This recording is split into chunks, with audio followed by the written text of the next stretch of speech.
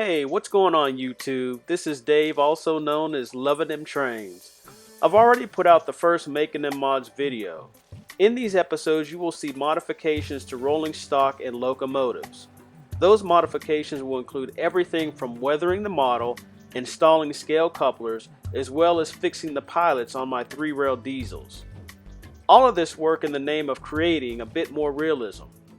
In today's video, I will be installing number 805 KD couplers on the most recent release of the MTH fish belly hoppers, which were offered in 2021. MTH made this process easy on these models by providing the mounts and shims for installation. Okay, with that information, let's jump right in.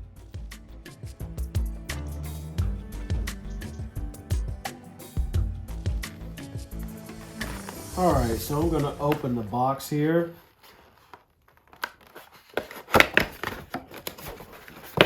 Brand new coal hopper. Always packaged very nicely. Going to take it out of the plastic. Now in the box you will see these KD mounts. They come with each car, 2 for each side of the car. And out of the plastic.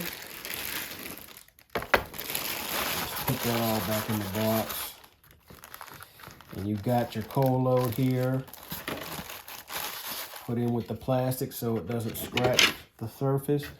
And then here's these paper caps that reveal the actual MTH coupler that we will be removing. And there's the car. It's a beautiful car.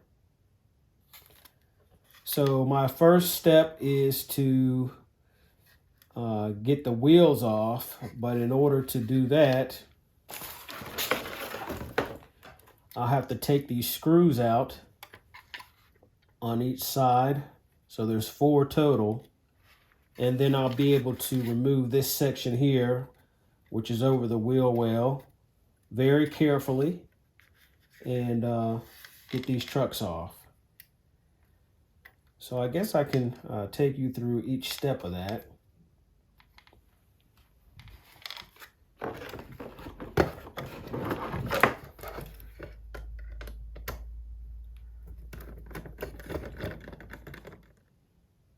All right, so as you can see, the 4 screws have been removed. So I'm going to put them off to the side so that I don't lose them. I actually have a cup that I put them in. And now it's time to remove these sections right here. And this, as you can see, has already been started. So what I do with my Q-tip is I go up under the underside of the car and push that through. The soft tip prevents you from actually scratching it. So I'm just going to push that through. It comes right out to reveal that screw. Okay, so I got both those sections out without any scratches. And so now I'll take my screwdriver, small Phillips head, and I'll go ahead and unscrew those.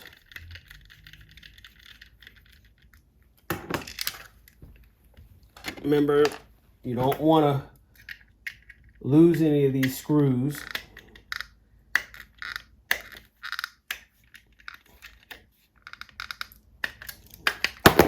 All right, there's the wheel. Let's do this one. It's like you got to find the right place on these to grab the actual car so you don't break it.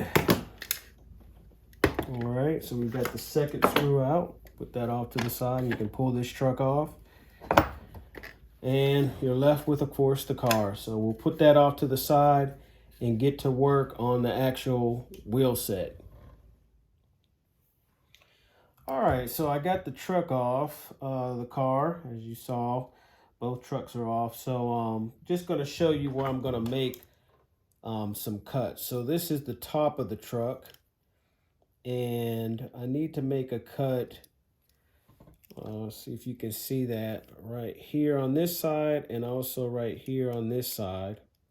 And then if I turn it around, this bracing that goes here, I need to make a cut here and on this side. And on both of these, the goal is to avoid cutting the wheel or nicking the wheel because it's going to be close. So once I make those 4 cuts, I should be good to go.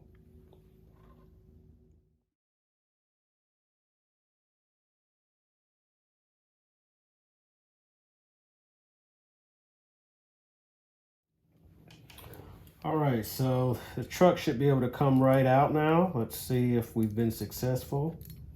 Okay, that part came out, and that's the main section that we went off. And we still got a strong truck here.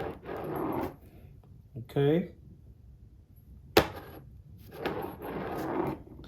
And we're ready to mount onto the actual car, mount the pads. So we'll come back and I'll show you what I do as far as mounting the Katy coupler pad and the Katy coupler itself. All right, I think I'm about ready to go ahead and mount these Katys to the underside of the car. So this particular model is, again, from MTH, as you've seen, and they come with the pad, and they also come with the shim itself. So all you have to do is have, of course, your own Katy couplers, which I do, and you have to get some screws. And I've got these 1-72 by 3/8 inch screws, rounded head.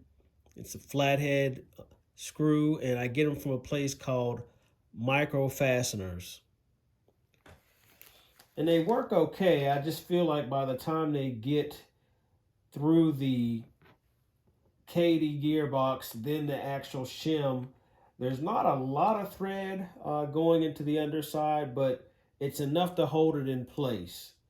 So I haven't had any problems thus far. In the future, I probably will try to get a longer screw. We'll see how that goes. So I'm going to go ahead and get this process started. All right, so what I've done so far is I've put the screws in first the gearbox on the top, and I've mounted it in to the actual shim. So that's one section I'm going to set on top of the frame.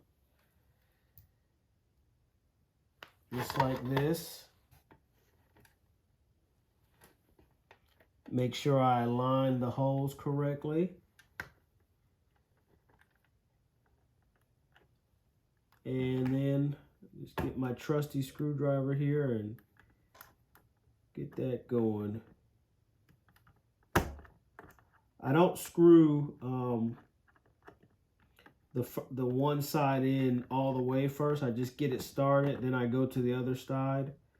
I don't know, it just seems to help the balance of the screws going in. When I come back, fasten it just a little bit, not too tight as to not break the gearbox itself. And there you have it. It's on. It is on. I'll do the other side. Put the screws in the gearbox. Make sure that the Katy is actually in the right position, not upside down. Okay, just like that. And then it's time to mount with the screwdriver, I should say. Make sure it's nice and even.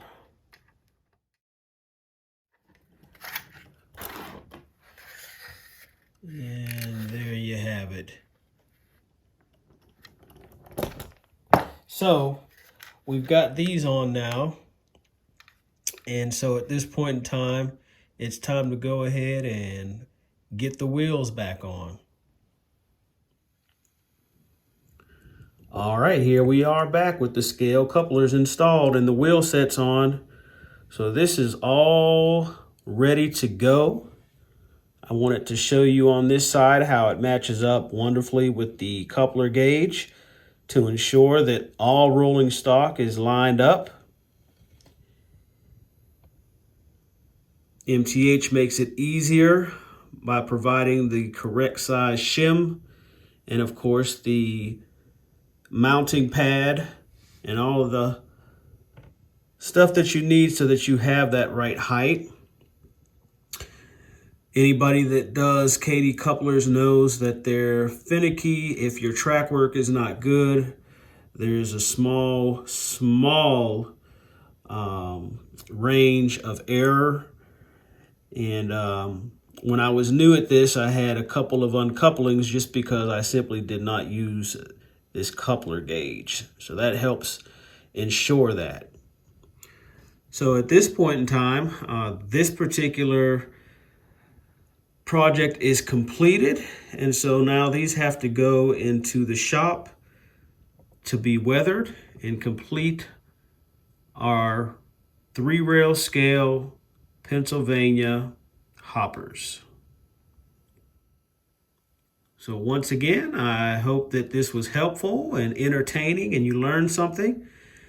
And if you haven't already done so, please subscribe to the channel and give me a like, and I appreciate your comments.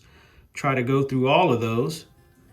But as always, this has been Dave, also known as Loving Them Trains. And until next time, later, y'all.